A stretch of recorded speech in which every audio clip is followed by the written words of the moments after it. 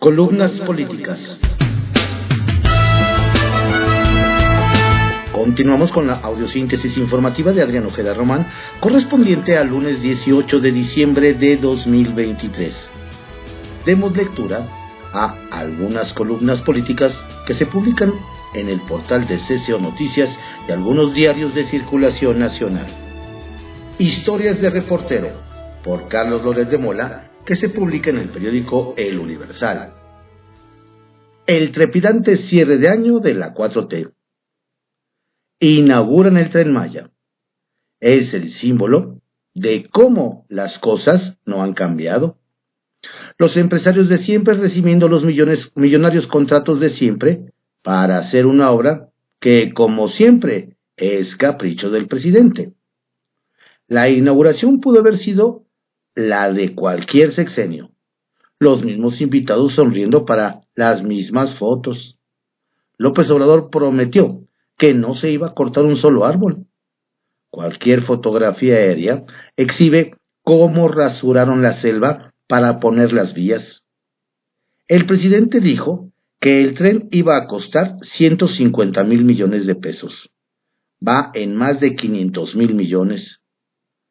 El gobierno y sus propagandistas excitados al máximo, reclamando que se le otorgue el lugar histórico que merece la inauguración de un tren. Al día siguiente, falló el tren. También inauguraron el aeropuerto de Tulum, que tenía goteras y solo cuenta con 4 vuelos, y el acueducto de la presa El Cuchillo 2 en Nuevo León, que costó 40% más de lo prometido. Los rehenes de Texcaltitlán. Esta semana, las conferencias mañaneras duraron casi 11 horas en total. De esas se dedicaron 4 minutos al informe oficial sobre lo sucedido en Texcaltitlán, Estado de México. Campesinos abandonados por el gobierno y hartos del cobro de piso por parte de la familia michoacana, tomaron las armas y enfrentaron a los narcos. En represalia, el cártel secuestró a 10 personas, entre ellas un bebé, 2 niñas y un niño. Son rehenes. Llevan 10 días en cautiverio. A cambio de su liberación, el cártel pide que les entreguen a 4 líderes campesinos a quienes ubican como quienes los atacaron. El presidente calla. También el secretario de la Defensa. La gobernadora, hasta después de que nosotros revelamos el hecho, declaró que no eran rehenes, ni secuestrados, sino desaparecidos. No están desaparecidos, los tiene el cártel, son sus rehenes y está claro lo que piden a cambio. Las que sí son personas desaparecidas fueron vueltas a desaparecer por el gobierno. El régimen rasuró el padrón de personas desaparecidas y lo bajó unilateralmente de 110,000 a 12,000. Rápido y curioso. El gobierno de AMLO accedió a que entrarán 5 toneladas de cocaína a México para seguirle la pista y descubrir las redes de tráfico. Lo reveló el Universal con base en documentos oficiales. Ha de ser duro para el presidente y sus propagandistas, que tanto criticaron el idéntico operativo rápido y furioso que permitió el paso de armas. Lenia Batres solo tiene un mérito para ser ministra de la Suprema Corte de Justicia. Es 100% fiel a López Obrador. Pertenece a la realeza del obradorato. Familias que han vivido de la política desde hace décadas. El presidente tenía mejores opciones. Había abogados y abogadas de izquierda con prestigio y nombre propio que hubieran sido propuestos inobjetables.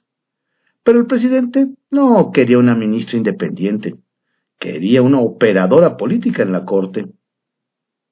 En 1998, Lenia Batres criticaba así las nominaciones a la corte. Es el colmo que si tenga el Poder Ejecutivo todavía capacidad para nombrar, para proponer y nombrar de hecho. Es obvio que el Poder Ejecutivo tiene conocidos, tiene gente recomendable y le recomienda. Y pues eso no garantiza la autonomía que nosotros necesitamos. Se cumplió un año del atentado contra Ciro Gómez Leiva. La ineficacia de Claudia Sheinbaum, Martí Batres, Ernestina Godoy, Gertz Manero y López Obrador han impedido que sepamos quién lo mandó matar y por qué. Si el presidente en cada mañanera legitima la violencia contra los periodistas. Solo digo lo que veo, por Fernando Moctezuma Ojeda, que se publica en el portal de CCO Noticias. En retrospectiva, México 2023. En el transcurso del año que se desvanece, reflexionamos sobre los desafíos ineludibles, las tensiones palpables y las dificultades que se presentaron con intensidad en lo político y legislativo. El 2023 se erigió como una travesía marcada por controversias y debates apasionados que sin duda han dejado una impronta en nuestra labor. Afrontamos momentos de gran exigencia, encarando la responsabilidad de informar con integridad y objetividad en medio de un entorno en constante cambio. Las controversias no solo nos instaron a cuestionarnos, sino que también nos impulsaron a buscar respuestas y a mantenernos firmes en nuestro compromiso inquebrantable con la ciudadanía y en defensa de la verdad. Es innegable que la participación activa de la sociedad en la vida democrática ha sido un faro orientador en este viaje desafiante. La voz de la gente, sus inquietudes y demandas se erigen como cimientos fundamentales para la construcción de una mejor sociedad, más justa y equitativa. En los momentos de incertidumbre, la participación ciudadana emerge como la guía de nuestras acciones y decisiones. Este agradecimiento sincero se extiende a mi equipo, cuya dedicación y esfuerzo han sido parte toral en este trayecto. Agradezco también a quienes nos siguen, confían en nuestra labor y nos inspiran semana a semana para seguir diciendo lo que vemos. Las voces diversas y las perspectivas compartidas por las personas entrevistadas han enriquecido nuestro trabajo, proporcionando una mirada amplia a los temas que hemos abordado. Al proyectar nuestra mirada hacia el futuro, no podemos soslayar la importancia crítica de exigir responsabilidad y transparencia. La rendición de cuentas urge como un pilar imprescindible para una sociedad que busca justicia. Y es nuestro deber como comunicadores asegurarnos de que estas virtudes permanezcan en el epicentro de la agenda pública. A pesar de los desafíos, confiamos en que el próximo año nos brindará la oportunidad no solo de superar diferencias, sino también de construir puentes y hallar soluciones que redunden en beneficio de todas y todos. Sigamos trabajando juntos en pos de un periodismo comprometido, de una sociedad participativa y de un futuro más prometedor para cada una y cada uno de nosotros. En este cierre de año, deseo compartir mis sinceros deseos para unas felices fiestas, colmadas de esperanza y renovada energía para enfrentar los retos que nos deparará el nuevo año. Que el 2024 sea un año de unidad, de compromiso con la verdad y de participación activa en la vida pública y política de México. Usted y yo nos reencontraremos en este espacio el próximo lunes 8 de enero de 2024 para seguir diciendo lo que vemos, con firme convicción de seguir siendo parte de la vida pública y política en busca de un horizonte más justo y equitativo para todos y todas. Dijo Orison Swett Marden que desear no conduce a nada, a menos que esté respaldado por la acción y el empeño. Yo solo digo lo que veo. Y el columnista continúa con su juego de cartas, que podrá leer en el portal de CCO Noticias. Aquí en el Congreso, por José Antonio Chávez, que se publica en el portal de CCO Noticias. Alito Marco, Zambrano y Delgado al Senado. Los partidos políticos presentaron las listas prácticamente de los aspirantes al nuevo Congreso de la Unión, es decir, la Cámara de Diputados y el Senado de la República. Si bien son solo las listas, les puedo adelantar que los principales partidos políticos, Morena, PRI, PAN y PRD, ya cuentan con sus candidatos como mandamás del Senado de la República. Serán los mismos líderes actuales de esas fuerzas políticas. Es decir, por el PAN, Marco Cortés, por el PRI, Alejandro Moreno Alito, del PRD, Jesús Zambrano, y de Morena, Mario Delgado, o en su defecto, repetir el propio líder Ricardo Monreal. Esas figuras políticas serán sin duda los próximos coordinadores de las bancadas parlamentarias, los mismos que hoy sostienen un pleito a navaja limpia por las elecciones del 2024. Son los grupos de oposición que luchan por lograr la mayoría en el Congreso. Quieren ganar la presidencia y arrebatar a AMLO el Palacio Nacional y lograr ganar también San Lázaro y el Senado. Los opositores en 2021, con su alianza del PRI, PAN y PRD, lograron arrebatar a Morena 50 diputaciones federales y con ello quitarle también la mayoría calificada que conservaba con sus aliados del Verde y PT. Es decir, tenía los 2/3 que le daban para aprobar todas las reformas que el presidente les pidiera. También esa alianza les permitió recuperar 9 de las 16 alcaldías de la Ciudad de México, y con ello atizarle un severo golpe a la presidencial Claudia Sheinbaum que gobernaba la ciudad capital. Los partidos opositores saben que, si se hubiesen sumado Movimiento Ciudadano de Dante Delgado en esas elecciones del 2021, hubiesen alcanzado más alcaldías y más diputaciones federales. Y obviamente, el Congreso de la Ciudad de México. Pero por parte de magia, decidieron ir solos, y por ello se frenaron esos triunfos, que quedaron a escasos votos de Morena. No pierda de vista que entre los plurinominales de ambos partidos se esperan personajes políticos de peso pesado.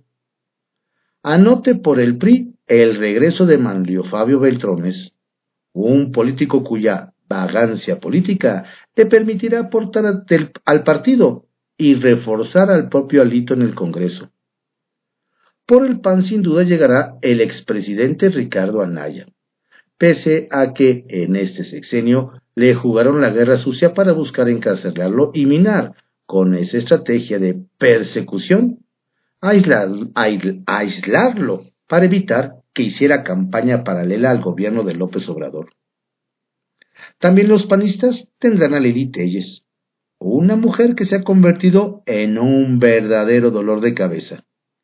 Ella, junto con Kenia López y la presidencial Xóchitl Gálvez, le hicieron la vida de cuadritos al presidente. No había quien las parara de sus críticas desde el Senado. Los panistas también refrendaron su compromiso como premios de consolación al gobernador de Yucatán, Mauricio Vila, y al presidente de Huixquilucan del Estado de México, Enrique Vargas. Ambos van al Senado en esa lista.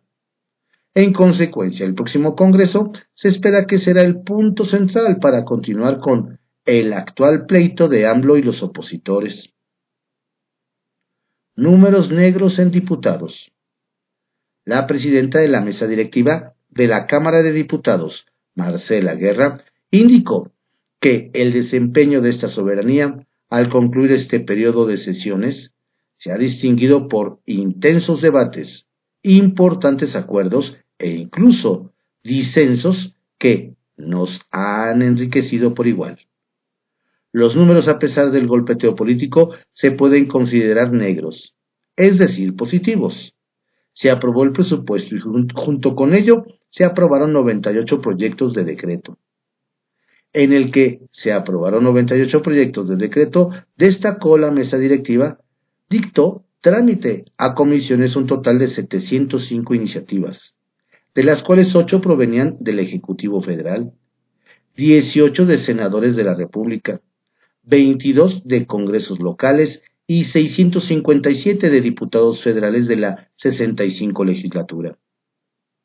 Marcela Guerra abrirá el próximo 1 de febrero el último periodo de sesiones para pasar la estafeta al próximo Congreso, el 1 de septiembre, después de conocer los resultados en las elecciones que se celebrarán el primer domingo de junio del 2024, en juego, en el ámbito federal, la Presidencia de México y los 500 diputados y 128 senadores. Para contar, por Arturo Zárate, que se publica en el portal de CCO Noticias. Corte, Justicia y Antídoto. La ministra Norma Lucía Piña Hernández ha cumplido el primero de los 4 años que le corresponden como presidenta de la Suprema Corte de Justicia de la Nación. No es fácil la misión que tiene asignada. Ni el Poder Ejecutivo ni el Legislativo condescienden con ella por su condición de género. Tampoco la ministra lo ha planteado, y mucho menos pedido. Queda claro que la Corte no va a renunciar a ser contrapeso entre los poderes, y la Cuarta Transformación va a insistir en darle otro rostro al Poder Judicial. Ya en 1995 hubo un giro de 180 grados, cuando Ernesto Zedillo recompuso el tribunal, jubiló a 26 ministros y redujo a 11 el número de sus integrantes, con el argumento de que no respondía al clamor de justicia de la sociedad. El mismo argumento se utiliza ahora. Hace 28 años nadie levantó la voz, nadie se quejó ni se opuso a la decisión presidencial que al final poco o nada consiguió para que la justicia prevaleciera en México. Lo que logró fue que ninguno de los juzgadores debiera el nombramiento a los expresidentes Miguel de la Madrid y Carlos Salinas. Quizá de haber tenido un ministro afín, el hermano del segundo nunca hubiera pisado la cárcel. En enero de 1994 se registró la rebelión de los zapatistas en Chiapas. En marzo de ese año mataron a Luis Donaldo Colosio. Hechos de rebeldía y sangre que generaron clima de temor en la gente. Favoreció al candidato oficial Zedillo, quien obtuvo en las elecciones no solo la presidencia, sino también el control del poder legislativo. Por eso pudo reformar la Constitución y renovar la Corte. Hoy los tiempos y las circunstancias son distintas. El gobierno en turno no tiene el control del poder legislativo ni existe la certeza de que lo alcance la ganadora de las elecciones en el 2024. Aun cuando las encuestas le den ventaja de 20, 30 y hasta 50 puntos porcentuales. Lo que todavía no ha cambiado como se quisiera es el grado de impartición de justicia. Persiste la deuda con la sociedad. Por eso, en la hipótesis poco probable de que el grupo en el poder arrase en las elecciones como lo hizo en 2018, quienes votarían a su favor el año entrante estarían de acuerdo con la operación de gran calado en la reforma judicial. En defensa del Poder Judicial hay consenso en que siga de contrapeso, necesario para la democracia. Para ello es clave honrar y preservar la justicia, impartirla con plena convicción, con excelencia, con la mayor firmeza y con absoluta lealtad a la Constitución, como ha dicho la ministra presidenta Piña Hernández. Entiende que esa es la función que debe desempeñar, la premisa que da sentido a la vida profesional de los juzgadores. De acuerdo con sus palabras, el Poder Judicial no busca aplausos, sino hacer lo que le toca, lo correcto, lo fundamental, lo que le mandata la ley, impartir justicia con independencia e imparcialidad, justicia pronta y expedita para todas las personas, sin excepciones ni distingos. Indudablemente, la sociedad es el mejor termómetro para medir su actuación. Saldría a la calle a defenderlo, si fuera necesario, lo que hasta la fecha no ha realizado, aunque tampoco ha salido para exigir su transformación. Si hay justicia tangible, que se sienta en correspondencia a la sociedad, se convertiría en el principal antídoto contra cualquier plan que pretenda someter al Poder Judicial. Hacer justicia es imprescindible. Poder y dinero, por Víctor Sánchez Baños, que se publica en el portal de CCO Noticias. ¿Quién es Mónica Soto en torno a Morena? ¿A quién quieren engañar los magistrados del Tribunal Electoral del Poder Judicial de la Federación? Es órgano calificador final de los procesos electorales en el país, así como del comportamiento de los partidos políticos. Desde los encumbrados y mullidos sillones del poder en el país, desde Palacio Nacional, el jefe máximo de los súbditos morenistas, había malestar por el comportamiento de algunos magistrados de ese tribunal. Su pecado era mostrar las absurdas y cínicas violaciones a las leyes electorales y a la misma Constitución que realiza sistemáticamente Morena y que no se escapan sus partidos satélite y los opositores. La partidocracia que domina el país es la que hace y deshace. Desde ahí nos imponen a nuestros representantes legislativos, nuestros gobernantes y hasta administradores. Son enormes agencias de colocación del personal.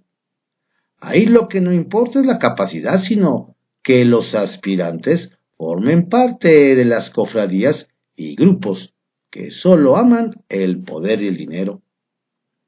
Por ello era fundamental el dar un pinochetazo de izquierda en el Tribunal Electoral del Poder Judicial de la Federación y apoderarse de la presidencia de ese organismo, mediante la compra de conciencias, y en especial a hacer mafias para defender intereses comunes.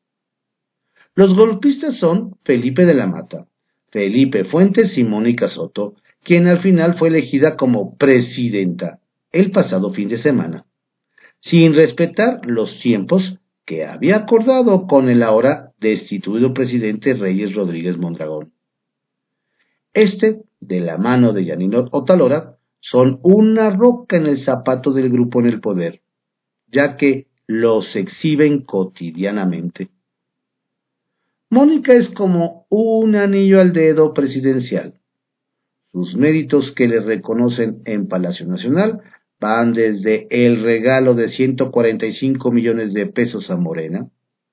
Ese dinero le sobró al partido que preside Mario Delgado en el ejercicio presupuestal de 2020. Les autorizó a los morenistas que usaran ese dinero para pagar deudas. Ese grupito de los Felipes y Mónica fue el que lo aprobó, pese a que estaban imposibilitados debido a que deberían devolver los remanentes a la tesorería de la Federación.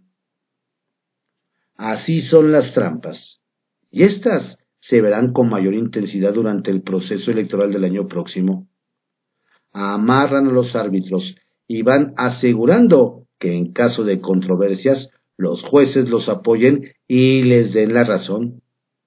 Que ganen más puestos de elección, pues, a la buena o a la mala. Poderosos caballeros. Acapulco. Andrés Manuel López Obrador abandona a todos, incluso a los de casa y a sus fieles seguidores electorales. La alcaldesa de Acapulco, Avelina López, desesperada ante la falta de dinero, le cobra a los acapulqueños y a todos los que viven en zonas afectadas por el paso de Otis por la basura que generen. Hay destrucción total en muchas zonas, ya a pesar que compran camionetas trituradores y compactadores de basura, no se dan abasto, debido a que no tienen más dinero. No es justificación, pero esto habla del abandono y desprecio de la 4T para los mexicanos en desgracia. Por cierto, ¿Saben cuáles son los empleos más demandados en la zona turística de Acapulco? Pues la albañilería, pero solo para la reconstrucción de hoteles, para darle cobijo a turistas del abierto de tenis, el tianguis turístico y la convención bancaria. Para las casas de los pobres no hay dinero, y al gobierno federal solo les da 8,000 pesos para reedificar sus viviendas. Poca miseria. Fishers, mentor, Grupo Fisher, que tiene por socio y directivo a Charles Hamparsumian y Manolo Ablanedo, entre otros, incursionan con un nuevo restaurante de comida griega de alta gama. Se trata de Mentor, que se ubica dentro del Hotel San Regis de la Ciudad de México. Con este son 34 restaurantes que tiene el grupo. 2 de ellos en el extranjero, que están en San Diego, Estados Unidos, y Madrid, España. Preguntas sin ofensa, por Karina Aguilar, que se publica en el periódico 24 Horas. La ministra incómoda. El presidente de México, Andrés Manuel López Obrador, no se ha conformado con tener el máximo cargo de gobierno al que puede aspirar un mexicano. También quiere controlar el resto de los poderes. El mismo personaje que critica a los gobiernos autoritarios y neoliberales y que dice ser demócrata, se ha empeñado en quitar los equilibrios del poder para ser el único que tenga el control absoluto de todo. Es decir, un dictador. La semana pasada López Obrador pasó la historia, pero como el primer presidente desde 1917 que designó de manera directa a una ministra de la Suprema Corte de Justicia de la Nación, Lenia Batres Guadarrama. Es hermana del jefe de gobierno de la Ciudad de México, Martí Batres, y una persona incondicional para López Obrador.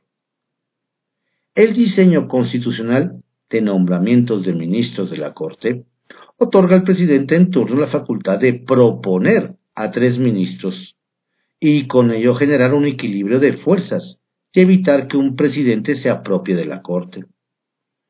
Sin embargo, López Obrador ya propuso a 5, 3 que le correspondían y 2 más que renunciaron al cargo, como Eduardo Medina Mora, quien se vio obligado a dejar el cargo ante la persecución de la 4T, y Arturo Saldívar, quien no pudo aguantar un año más para sumarse al proyecto de la precandidata presidencial de Morena, Claudia Sheinbaum. De esa manera, José Luis González Alcántara Carrancá, Margarita Ríos Farjat, Loreta Ortiz y Yasmín Esquivel han sido propuestos por López Obrador y ratificados por el Senado, mientras que Lenia Batres no generó los consensos y ahora tendrá el estigma de haber llegado al cargo por dedazo. ¿Qué implica una corte subordinada al presidente? Para empezar, un desequilibrio entre poderes. El máximo tribunal del país es quien cuida el cumplimiento cabal de la Constitución Política de los Estados Unidos Mexicanos, y en caso de que los poderes legislativo, el Congreso, o ejecutivo, el presidente, se excedan en sus facultades, la Corte es la que interviene para mantener el orden y la gobernabilidad en el país. Y como prueba están las resoluciones que han emitido para detener intentos como el denominado Plan B en materia electoral, la militarización de la Guardia Nacional, las modificaciones a la ley eléctrica, el candado de 10 años a servidores públicos para ocupar otro cargo, la creación de la figura de los superdelegados, entre otros. En noviembre de 2022, el presidente López Obrador reconoció que se había equivocado en proponer al Senado para ocupar el cargo de ministras a personajes que después votaron en contra del proyecto de la 4T. No, señor presidente, los ministros no le fallaron, solo aplicaron la ley, esa que tanto le incomoda. Y en Preguntas sin Ofensa. En Preguntas sin Ofensa les queremos desear una Navidad llena de paz y un extraordinario año nuevo. ¡Felicidades! Política Zoom. por Ricardo Rafael, que se publica en el periódico Milenio. Delfina Gómez sabe de la compañía. Un saco de arena en Amanalco cuesta cerca de 400 pesos, casi el doble de su valor en Toluca. En Valle de Bravo, el camión de piedra paga 1/3 de sobreprecio. En Tejupilco, la tortilla también es mucho más cara. Y en Lubianos el pollo debe cubrir un impuesto ilegal importante. Antes se denominaba el sindicato. Ahora se hace llamar la compañía. En unos cuantos años, esta organización monopolizó la extorsión sobre una cantidad grande de productos y servicios. Se ha apropiado de aserraderos, huertos, granjas y terrenos. Cobra comisión por cada kilo de carne que se comercia y solo sus vehículos pueden transportar materiales. Controla igualmente la migración ilegal hacia Estados Unidos. En la zona, todos saben que la compañía es la familia michoacana y que sus principales directivos son los hermanos Johnny y José Alfredo Hurtado Olascuaga. El viernes 8 de diciembre, habitantes de Texcaltitlán, uno de los poblados pertenecientes al extenso territorio dominado por la compañía, pagaron cara la decisión de insubordinarse. Personal de la Maña se presentó en el campo de fútbol de Texcalpilla, una pequeña comunidad de Texcaltitlán, para hacer valer su fuero. Aún así, la población se negó a continuar sometida. El conflicto escaló, dejando un saldo de 14 personas muertas y 10 desaparecidos. Como si se tratara de un problema que solamente afecta a Texcalpilla, la gobernadora del Estado de México, Delfina Gómez, prometió que pronto se instalará en esa coordenada un destacamento de la Guardia Nacional. Ella conoce bien la porción de territorio que su gobierno no controla, la cual va de norte a sur, desde la frontera que colinda con Guerrero hasta el municipio de Zitácuaro, y de este a oeste, desde Taxco hasta Santa Tomás de los Plátanos. Los pobladores de esa extensa región están conscientes de que los hermanos Olascuaga han contado con apoyo de la autoridad. De otra manera, su imperio no podría haberse prolongado por tanto tiempo. El acuerdo ha sido evidente. La compañía se encarga de tener la zona en paz, y a cambio el gobierno deja que ellos conduzcan sus extorsiones también en paz. Zoom. La masacre de Texcalpilla es el primer desafío criminal que enfrenta al nuevo gobierno de Delfina Gómez. ¿Se refrendará en el Estado de México el pacto anterior con la compañía? ¿O está por llegar el fin de los hermanos Olascuaga?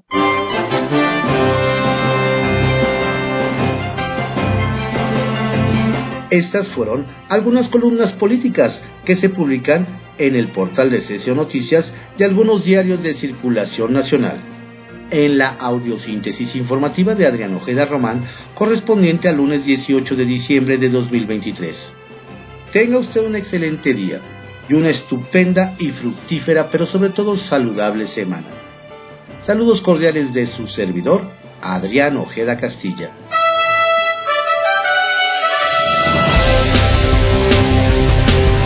La audiosíntesis informativa fue creada por Adrián Ojeda Román en 1971 y actualmente es producida por Corporación Comunicativa Ojeda, CCO Noticias.